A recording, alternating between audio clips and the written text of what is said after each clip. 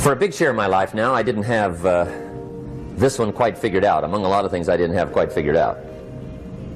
Many things used to puzzle me back in those early days. I used to wonder why two people could work for the same company, one make twice as much money. Now see, that used to puzzle me.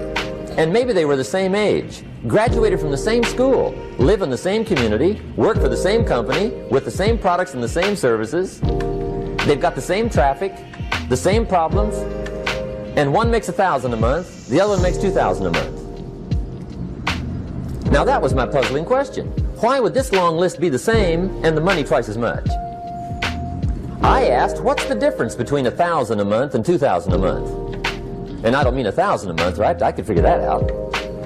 But what makes the difference? Why would one person do twice as well, 3 times as well? Speaking economically. Now, I know there's more than one way to do well. I understand that. But in this little narrow area called compensation, what's the difference? Well, back then, with my faulty thinking, I'm trying to reason it out. I thought, well, maybe time makes some of the difference, right? Some people do better because they have more time. I used to say, Harold ought to be able to do well. He's got a lot of time. If I had all of Harold's time, I could do well. Now that's got to be dumb, right? Number one, you can't get somebody else's time. A guy says to me one time, he says, you know, if I had some extra time, I could make some extra money. I said, then forget it. There isn't any extra time. Hey, when the clock strikes 12 midnight, that about wraps it up, right? I mean, you can look around the gongs there for a little more, but it's over. You say to the guy, what are you doing? He says, I'm looking for extra time. See, they'll come and take you away, right?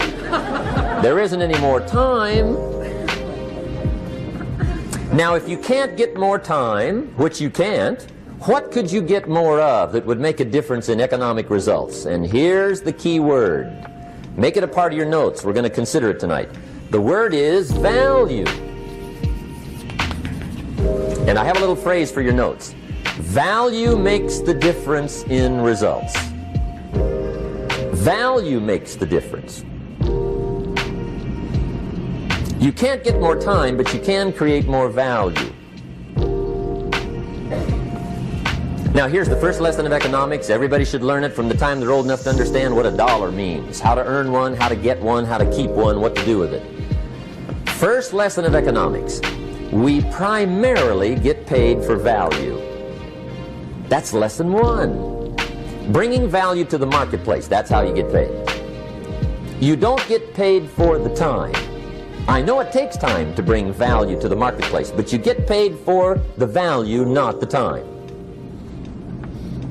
Now, since that's true, here's one of the key questions of the evening.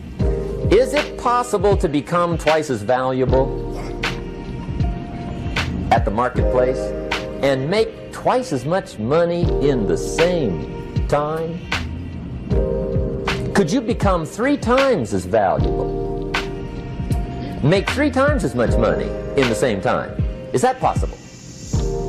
The answer is yes, if. And it's always if, right? Life is known as the big if. Harry Truman once said, life is iffy. How true. And here's the big if we're going to consider it tonight. It's possible to do much better at the marketplace if you go to work primarily on yourself. And that's the theme of our seminar tonight. Learning to work primarily on yourself. People have asked me for the last 24 years, how do you develop an above average income? And the answer is, become an above average person. Develop an above average handshake. Some people want to be successful, they don't even work on their handshake. As easy as that would be to start on. They let it slide, they don't understand. Develop an above average smile. Develop an above average excitement. Develop an above average interest in other people. Develop an above average intensity to win. See, that'll change everything. Probably one of the most frustrating experiences in life is looking for an above average job with above average pay without becoming an above average person. It's called frustration.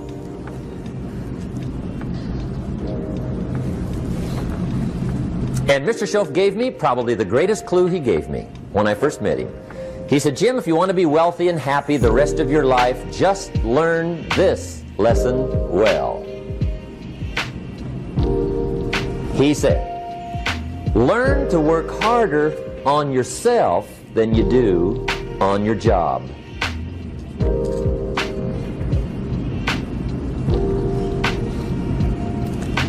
Then Mr. Shoaff gave me probably one of the most important clues among so many things he taught me, but this was in those early days.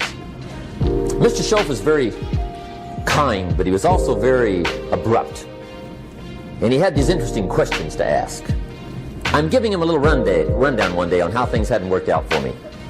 He said, Mr. Owen, I've got the answer for you if you will listen carefully. And listen carefully I did that day and for the next 5 years.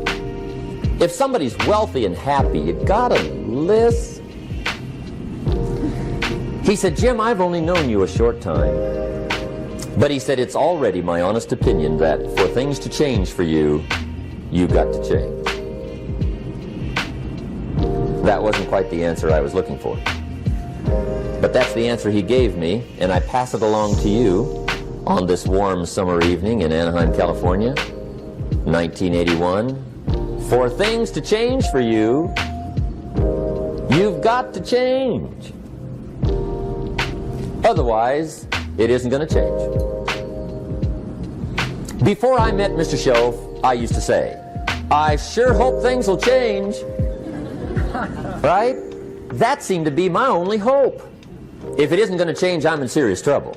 And then I discovered it isn't going to change, so I'm in serious trouble.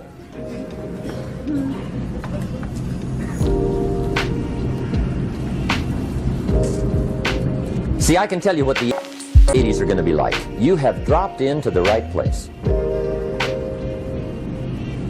I did a seminar one time for Standard Oil executives and management in Honolulu. And we're having a conference one day on this big conference table. And one of them said to me, Mr. Rohn, you know some fairly important people halfway around the world. What do you think the 80s are going to be like? I said, gentlemen, I do know the right people. I can tell you. So they all listened very carefully. And I said, gentlemen, based on my wide experience, I can really honestly say to you, in my opinion, in the 80s, it's going to be about like it's always been. Aren't you glad you came? That's inside. I don't pass that around just everywhere. Now, of course, I said that to make a point, but I also said it because it's accurate. It's going to be about like it's always been. It isn't going to change. The tide comes in, and then what? It goes out for 6,500 years that we know of, recorded history, and probably long before that. So it is not going to change. It gets light, and then what? It turns dark. 6,500 years. See, it's not likely to change.